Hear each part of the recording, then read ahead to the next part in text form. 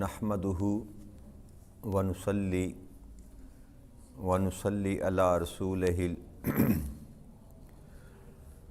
الامین المکین الحنین الکریم الرؤوف الرحیم اما بعد فاعوذ باللہ من الشیطان الرجیم بسم اللہ الرحمن الرحیم۔ واجب الاحترام ساتھیو، اللہ تعالیٰ کا بے پناہ لطف و کرم اور اس کا احسان عظیم ہے کہ جس کی توفیق سے ہم اس کے ذکر کے لیے اس کے گھر میں جمع ہیں۔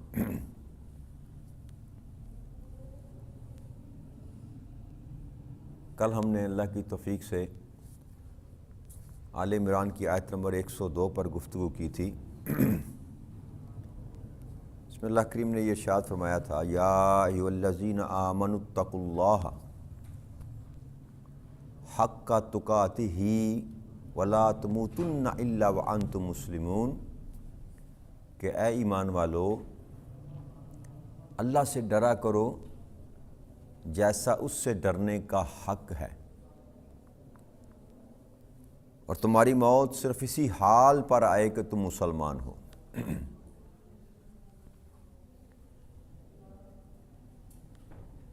حضرت انس رضی اللہ تعالیٰ عنہ روایت کرتے ہیں کہ آقا کریم صلی اللہ علیہ وسلم کے گھر میں آپ کے ازواج مطہرات کے پاس 3 صحابہ جو تھے وہ حاضر ہوئے کہ آقا کریم صلی اللہ علیہ وسلم کی عبادت کا حال معلوم کریں۔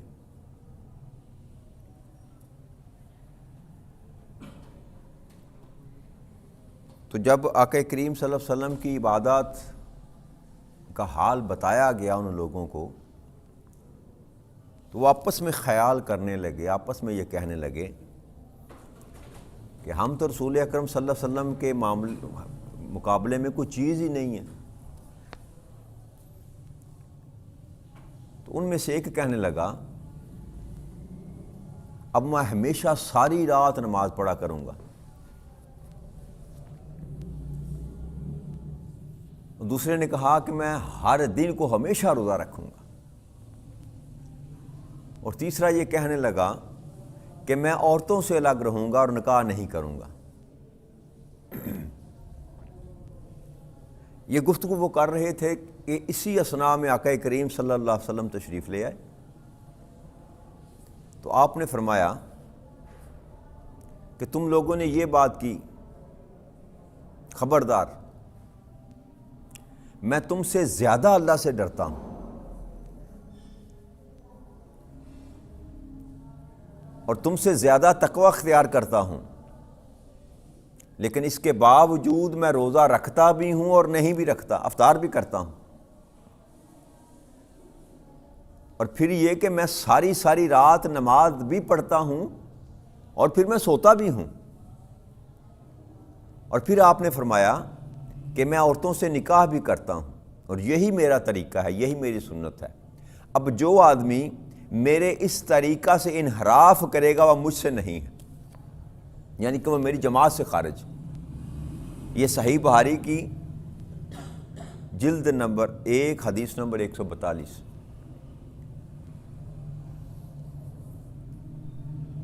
یہ جو اللہ سے ڈر کی بات اللہ نے کل ہم نے کی تھی، اور یہ حدیث مبارک میں نے جو آپ کے سامنے پیش کی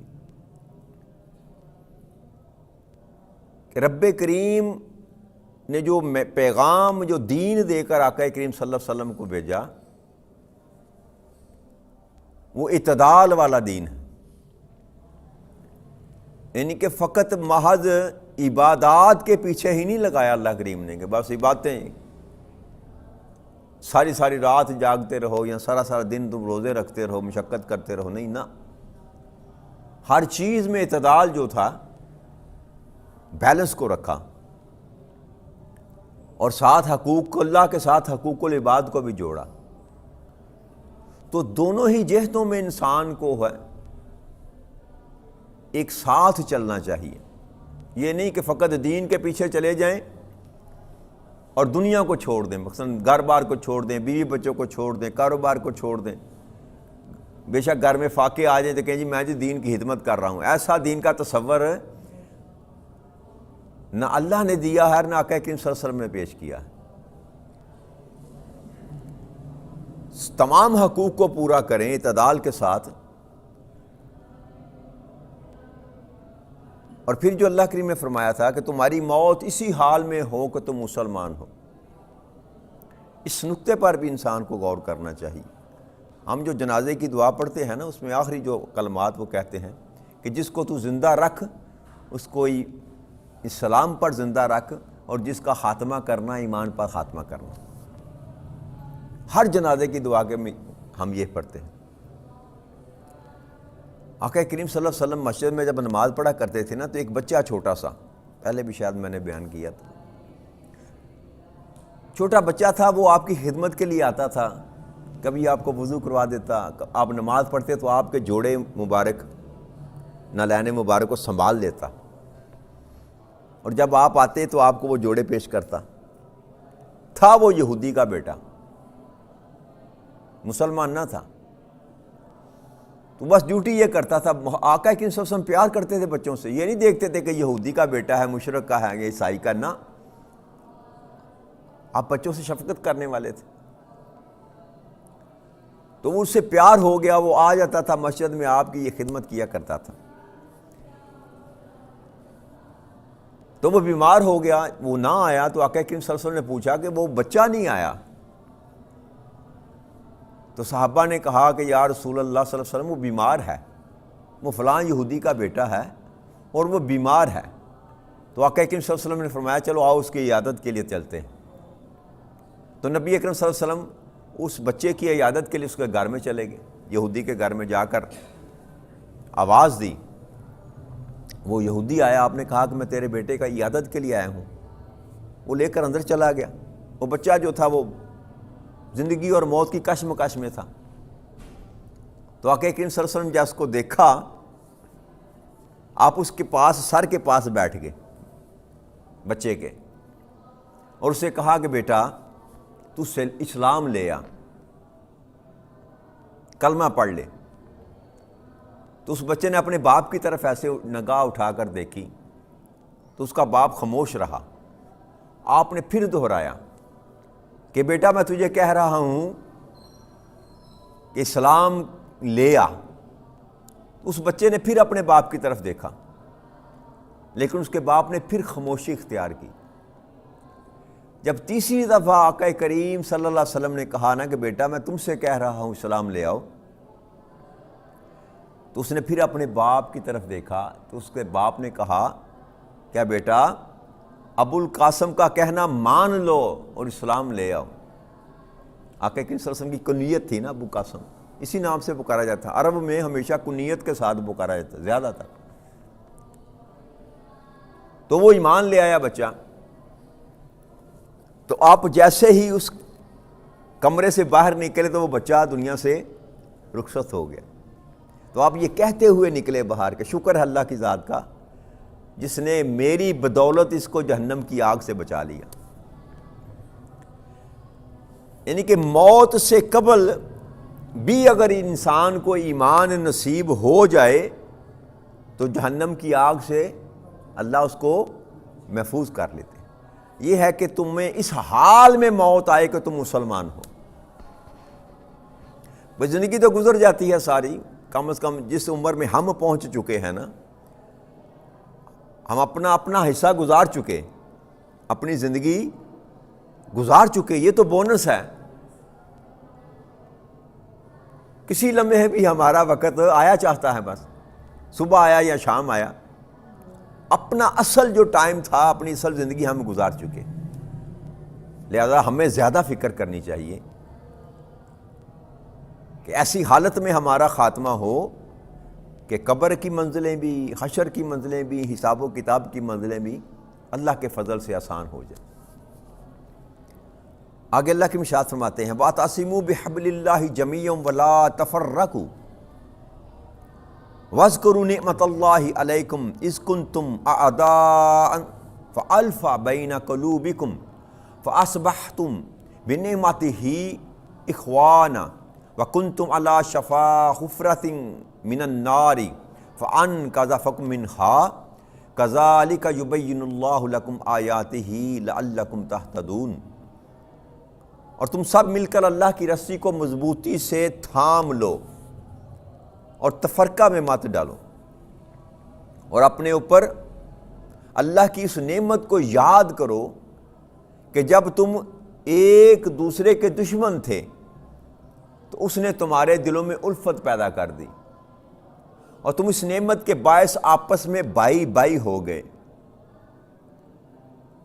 اور تم آگ کے گڑھے کے کنارے پر تھے، پھر تمہیں اس نے اس آگ کے گڑھے سے بچا لیا، اور یوں ہی اللہ تمہارے لیے اپنی نشانیاں کھول کر بیان فرماتا ہے تاکہ تم ہدایت پا جاؤ۔ تو اس آیت کریمہ میں جو خطاب کیا جا رہا ہے وہ بنی اوس اور بنی خزرج کو خطاب کیا جا رہا، وہ جو دو قبیلے آقا کریم صلی اللہ علیہ وسلم کے مدینے آنے کے وقت آپس میں دشمن تھی، ان کی ایک دوسرے کے قتل کرتے تھے لوگ، تو اسلام قبول کر لیا انہوں نے۔ تو انہی کا ذکر چل رہا تھا نا کہ وہ یہودی جو تھے ان کو لڑائی کرانے کے سبب پیدا کرتے تھے۔ تو اس آیت کریمہ میں اللہ کریم نے ان کو یہ پیغام دیا اور پھر ساری امت کو یہ پیغام ہے کہ تم اللہ کی جو رسی ہے اس کو مضبوطی سے تھامے رکھو اور آپس میں تفرقہ بازی میں مت پڑو، اور اس نعمت کو یاد کرو کہ جب تم دشمن تھے، ایک دوسرے کے جانی دشمن تھے، ایک دوسرے کے بندوں کو قتل کیا کرتے تھے، مال لوٹا کرتے تھے، تو اللہ کریم نے تمہارے دلوں میں الفت پیدا کر دی، محبت پیدا کر دی، اور تم اس الفت، اس محبت جو اللہ کریم نے تمہارے دلوں میں پیدا کی، اس کے سبب سے تم آپس میں بھائی بھائی بن گئے۔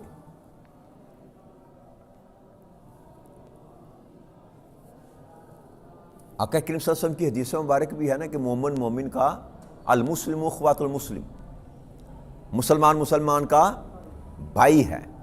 تو اس کلمے کی نسبت سے بھی ہمارا رشتہ جو ہے وہ بھائی بھائی کا بنتا ہے۔ اللہ نے فرمایا کہ اس نعمت کے باعث تم آپس میں بھائی بھائی ہو گئے، اور تم بالکل دوزخ کے گڑھے پر کھڑے تھے، کنارے پر کھڑے تھے، تو اس نے تمہیں اسے گڑھے سے بچا لیا۔ یعنی کہ اگر آقا کریم صلی اللہ علیہ وسلم مدینہ میں تشریف نہ لاتے اور بنی اوس اور بنی خزرج کو دین اسلام کی دعوت نہ دیتے اور وہ اپنے سابقہ دین پر ہی رہتے، جو سو کال اب کہتے تھے کہ ہم یہودی ہیں اور حضرت موسیٰ علیہ السلام کے دین پر ہیں، تو اسی دین پر اگر رہتے تو اللہ یہ بتانا چاہتا ہے کہ تم دوزخ کا ایندھن بننے والے تھے۔ یہ تو میں نے تم پر نعمت کی کہ تمہیں دین اسلام میں داخل فرما لیا، اور یوں تو نے اسلام کو قبول کیا تو تمہیں دوزخ کی آگ سے بچا لیا گیا۔ اللہ فرماتے ہیں اسی طرح اللہ کریم اپنی نشانیاں کھول کھول کر بیان فرماتا ہے تاکہ تم ہدایت پا جاؤ۔ یعنی کہ دین اسلام کا قبول کرنا بھی یاد رکھیے میرے دوستو بھائیوں، کہ دین اسلام جس کو میسر آ گیا نا، جس کو دین اسلام مل گیا، یہ اللہ کی نعمت ہے، یہ اللہ کی نعمت ہے، اور نعمت جس کو چاہتا ہے وہ عطا کرتا ہے، ہر ایک کا مقدر نہیں ہوتا۔ تو ہم اس معاملے میں تو خوش قسمت ہیں کہ یہ نعمت ہمیں اللہ کریم نے عطا کر رکھی ہے۔ اب دو کام ہمارے کرنے کے ہیں، ایک اس نعمت پر اس کا شکر ادا کرنا ہے، اور ایک اس نعمت کی قدر کرنی۔ اور اس نعمت کا شکر ادا کرنے کا سب سے بہترین طریقہ جو ہے وہ نماز ہے۔ وہ کیا ہے؟ نماز ہے، کہ 5 وقت جو فرض کی گئی اللہ کی بارگاہ میں جھک کر، سجدے میں سر جھکا کر کہیں کہ مولا جو تو نے ہم پر نعمت کی، تیرا شکر، ہم تو تباہ و برباد ہو چکے تھے یا ہونے والے تھے، یہ تیری نعمت ہے تو تو نے ہم کو چن لیا اور اپنے دین اسلام میں داخل کر لیا۔ ہم اس نعمت پر تیرا شکر ادا کرتے ہیں اور اپنی جبین نیاز تیرے سامنے جھکاتے ہیں۔ تو سب سے بہتر جو اللہ کا شکر ادا کرنے کا طریقہ ہے وہ ایک نماز ہے، ایک نماز ہے، کہ نماز ایک ایسی عبادت ہے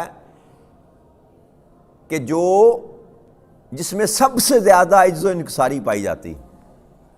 اس عبادت میں سب سے زیادہ عجز و انکساری پائی جاتی ہے کہ انسان اپنی ذات کو بھول کر رب کریم کی بارگاہ اقدس میں جب کھڑا ہوتا ہے تو اسی کی تعریف کرتا ہے، اسی سے مانگتا ہے، اسی سے توبہ کرتا ہے، اسی سے ہدایت مانگتا ہے، پھر رکوع کرتا ہے، اس کے سامنے جھک جاتا ہے، پھر سجدہ کرتا ہے، اپنے جبین جو ہے جیسے انسان کسی کے قدموں میں رکھ دیتا ہے، سر جھکا دیتا ہے کہ مولا میں سارے کا سارا علی تیرے سامنے پڑا ہوں۔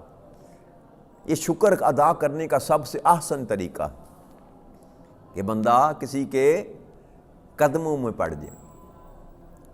تو اللہ کی نعمت کا شکر ادا کرنے کا سب سے اعلیٰ طریقہ جو ہے وہ کیا ہے؟ اور عبادات میں بھی سب سے اعلیٰ عبادت جو ہے وہ نماز ہے، یاد رکھیے۔ روزے کا اپنا مقام ہے، حج کا اپنا مقام ہے، لیکن بنیادی ارکان میں سے جو نماز کو فوقیت حاصل ہے کسی اور کو حاصل ہے نہیں۔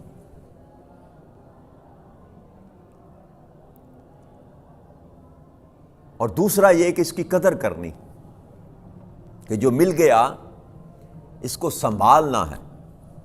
اور سنبھالنے کا طریقہ کیا ہوتا ہے کہ ہر وقت فکر رہے کہ کہیں گم نہ ہو جائے۔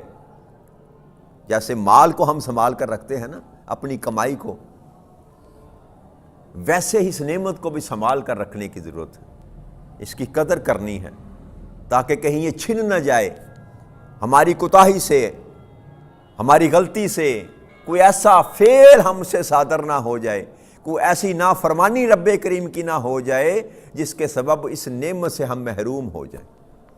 اور یہ نعمت ہی ہے جس کے سبب ہم جہنم سے بچ سکتے ہیں۔ اگر یہ نعمت جاتی رہی تو دوزخ کی آگ سے ہمیں کوئی چیز بچانے والی نہیں۔ آقا کریم صلی اللہ علیہ وسلم نے فرمایا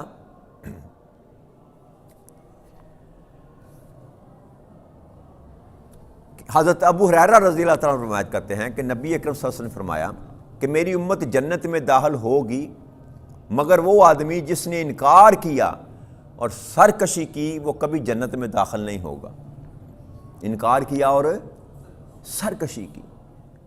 پھر پوچھا گیا کہ وہ آقا کریم صلی اللہ علیہ وسلم وہ کون آدمی ہے جس نے انکار اور سرکشی کی ہے؟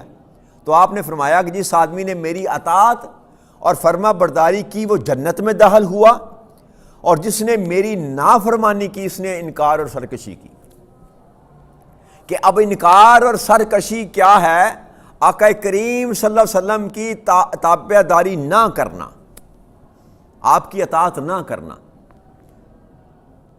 تو جو آقا کریم صلی اللہ علیہ وسلم کی اطاعت سے منہ پھیر لے گا وہ نافرمان بھی بن گیا، وہ سرکش بھی بن گیا، اور وہ جہنم اس پر واجب کر دی جائے گی۔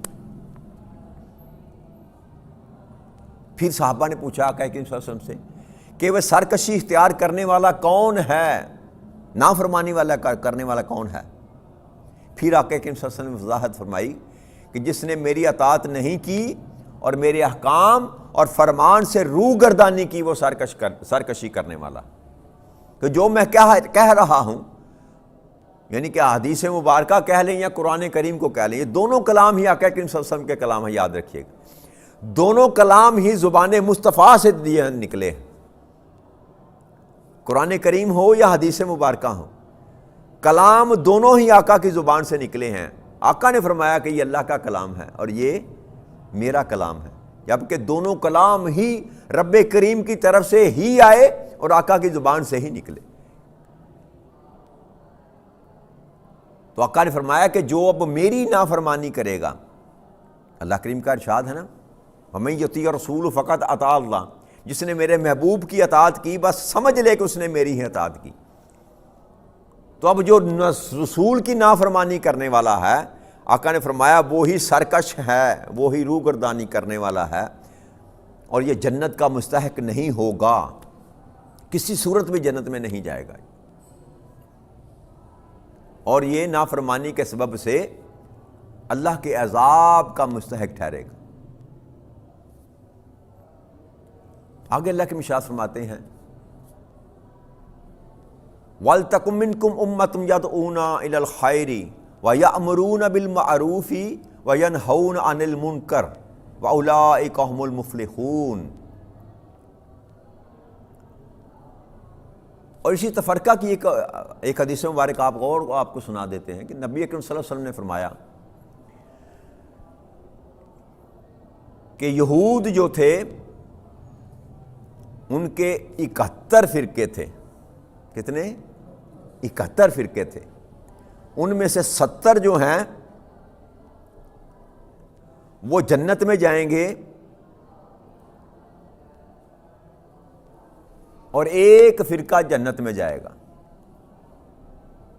اور پھر اسی طرح جو نصرانی تھے، عیسائی، وہ 72 فرقوں میں تقسیم ہو گئے. تو آقا نے فرمایا کہ ان میں سے 71 جو ہیں وہ جہنم میں جائیں گے، ایک جو فرقہ ہوگا، ایک حصہ ان کا، وہ جنت میں جائے گا. اور اب پھر آقا نے فرمایا کہ مجھے قسم ہے اس ذات کی جس کے قبضہ قدرت میں میری جان ہے، میری امت 73 فرقوں میں تقسیم کر دی جائے گی، ہو جائے گی. بس ایک فرقہ جنت میں جائے گا، باقی 72 فرقے جو ہوں گے وہ دوزخ میں ہوں گے. تو صحابہ کرام نے عرض کی کہ یا رسول اللہ صلی اللہ علیہ وآلہ وسلم، وہ ایک فرقہ کون سا ہوگا؟ تو آپ نے فرمایا کہ وہ جماعت ہوگی، وہ جماعت ہوگی. یہ سنن ابن ماجہ کی ہے، جلد نمبر 2 287 حدیث نمبر ہے کہ 72 کے 72 جو ہوں گے وہ جہنم میں جائیں گے، صرف ایک ہوگا فرقہ جو جنت میں جائے گا. اور وہ کون سا ہوگا؟ جو جماعت ہوگی. جماعت کہتے ہیں گروہ، بڑا حصہ، سواد اعظم جس کو کہا جاتا ہے. کوئی ایک حصہ ایسا ہوگا جو قیامت تک کے لیے قائم ہے، اور وہ ایک بڑا حصہ ہوگا امت کا، وہ حق پر ہوگا. باقی اس میں سے جو بھی نکلے گا، جو بھی اپنی 1.5 اینٹ کی مسجد بنانے کی کوشش کرے گا، وہ اس حدیث مبارک کو یاد رکھے کہ جو اس سواد اعظم سے کٹ کر اپنا کو علیحدہ وجود بنانے کی کوشش کرے گا، وہ اپنا مقدر جہنم بنا رہا. ہمیں اس جماعت سے جڑ کر رہنا، اس جماعت سے جڑ کر رہنا ہے، اسی میں خیر ہے. اور یہی جماعت جو ہے وہ جنت میں جائے گی. باقی جو اس سے ٹوٹ کر علیحدہ ہو کر چھوٹے چھوٹے فرقوں میں بٹ جائے گا، اس کا مقدر جہنم ہوگا. پھر اللہ نے فرمایا کہ تم میں سے ایسے لوگوں کی ایک جماعت ہونی چاہیے جو لوگوں کو نیکی کی طرف بلائیں اور بلائی کا حکم دیں اور برائی سے روکیں. اور وہی لوگ بامراد ہیں، وہی لوگ بامراد ہیں. تو مسند احمد بن حنبل میں آقا کریم صلی اللہ علیہ وسلم کی حدیث مبارک بیان کی جاتی ہے کہ آقا نے فرمایا کہ اس ذات کی عزت کی قسم جس کے قبضہ قدرت میں میری جان ہے، تم اچھائی کا حکم دیا کرو، اچھائی کا حکم دیا کرو، اور برائیوں سے روکا کرو، لوگوں کو برائی کی مخالفت کیا کرو، ورنہ ان قریب اللہ کریم تم پر اپنا عذاب نازل کرے گا. پھر تم دعائیں بھی کرو گے لیکن تمہاری دعائیں قبول نہیں ہوں گی. تو یہ جو خیر کی دعوت نہ دینے کا کام ہے، اس کو چھوڑنا اور برائی کو روکنے سے باز رہنا، کوشش نہ کرنا، یہ دونوں کام اگر ترک کر دیے جائیں تو آقا نے فرمایا کہ پھر یاد رکھو کہ اللہ تم پر عذاب نازل کرے گا. پھر تم راتوں کو جاگ کر نہ شبینے کر کر کے بھی اجتماعی دعائیں بھی کرو گے تو اللہ کریم کبھی قبول نہیں کرے گا. کیوں؟ کہ تم نے یہ کام چھوڑ دیا، خیر کی دعوت دینا اور برائی کو روکنا، برائی کو روکنا. آقا کریم صلی اللہ علیہ وسلم نے فرمایا کہ جب کوئی تم میں برائی کو دیکھے تو اپنے ہاتھ سے دفاع کرے، اس کو روکنے کی کوشش کرے. اگر اس کی طاقت نہ رکھتا ہو تو زبان سے ہی روکے. بھائی منع تو کرے نا کسی کو کہ یہ تو غلط کام کر رہا ہے، یا نہ کر یار. اور اگر یہ بھی نہ کر سکے تو پھر دل میں ہی نفرت کرے اس برے کام سے. اور یہ ایمان کا کمزور ترین حصہ ہے، ضعیف ایمان ہے. لیکن پھر بھی بندہ صاحب ایمان رہتا ہے کہ برائی کو دیکھ کر کم از کم اس سے نفرت ہی کرے. اور پھر اگر یہ بھی اس میں بھی کمی ہو تو پھر یوں سمجھ لیجیے کہ جیسے ایک رائی کا دانہ آپ کے سینے میں ایمان ہے، نہ ہونے کے برابر. تو آج ہم جس مقام پر کھڑے ہیں، جس معاشرے میں، جس ماحول میں رہتے ہیں، دونوں ہی کام ہم نے ترک کر دیے۔ خیر تو ہمیں بیان کرنا آتا ہی نہیں۔ اپنے گھر سے شروع کریں، اپنی گلی محلہ، اب دیکھ لیں ارد گرد کے کتنے خیر کے معاملے ہیں جو ہم کرتے ہیں، کتنی خیر کی دعوت ہے جو ہم لوگوں کو دیتے ہیں۔ چائے خانے ہیں، کعوے خانے ہیں، سڑکیں ہیں، آباد ہیں، بلیڈ ہے، سنوکر ہے، کیرم بورڈ ہے، جہاں بھی آپ نظر دوڑائیں گے آپ کو کہیں پر خیر نظر نہیں آئے گا، ہر طرف برائی ہی برائی ہے۔ اور اب کتنے ہم میں سے ہیں جو اس برائی کو ہاتھ سے روکنے کی کوشش کرتے ہیں؟ ایمان کی طاقت والے کتنے ہیں؟ یا اس سے کم تر کمزور ایمان والے کتنے ہیں جو زبان سے ہی منع کرتے ہیں کہ یار یہ نہ کام کرو، اللہ اور اللہ کا رسول اس سے ناراض ہوتا ہے۔ ہم میں سے کتنے ہیں جو نماز کی دعوت دیتے ہیں لوگوں کو اور برائی سے روکتے ہیں؟ کیوں؟ ہم نے اس کو سمجھا ہی نہیں۔ اسی سبب سے ہم پر یہ عذاب مسلط کیا جا چکا ہے کہ ہم دعائیں مانگتے ہیں، ہماری دعائیں قبول نہیں ہوتی۔ یہ فیصلہ جب کر دیا گیا نا، اب یہ حکم دے دیا گیا، فیصلہ کر دیا گیا، آقا کی زبان سے نکل گیا، اب یہ مقدر ٹھہرا کہ اب جو برائی کے لیے حکم نہ دے گا اور برائی سے روکنے کی کاوش نہ کرے گا اس کی دعا قبول نہیں ہو۔ تو اگر ہم یہ چاہتے ہیں کہ ہماری دعائیں قبول ہوں، مستجاب ہوں، تو ہمیں اس روش کو اپنانا پڑے گا۔ کچھ نہیں جاتا بھائی، لڑائی مت کریں کسی کے ساتھ، ہاتھ سے نہیں روک سکتے نہ روکیں، زبان سے تو کہیں یار یہ کام برا ہے، برائی سے روکیں اور اچھائی کی دعوت دیں۔ یہ کام ہر ایک کلمہ گو پر فرض ہے، یاد رکھیے گا، فرض کا درجہ رکھتا ہے۔ جو نہیں کرتا وہ اپنے فرض سے غفلت کر رہا۔ تو ہمیں کوشش کرنی چاہیے کہ جیسے ہمیں توفیق اللہ کریم نے یہ دی کہ ہم مسجد میں چل کر آ جاتے ہیں، کسی اور کو بھی پکڑ کر لانے کی کوشش کریں۔ کوئی برائی کے کام میں پڑا ہوا ہے تو جیسے اللہ کریم نے ہم کو بچا رکھا ہے برائی سے، ہم کوشش کریں کہ اس کو بھی نکال کر کم از کم برائی سے تو نکال لیں، اچھائی کا معاملہ بعد میں دیکھا جائے۔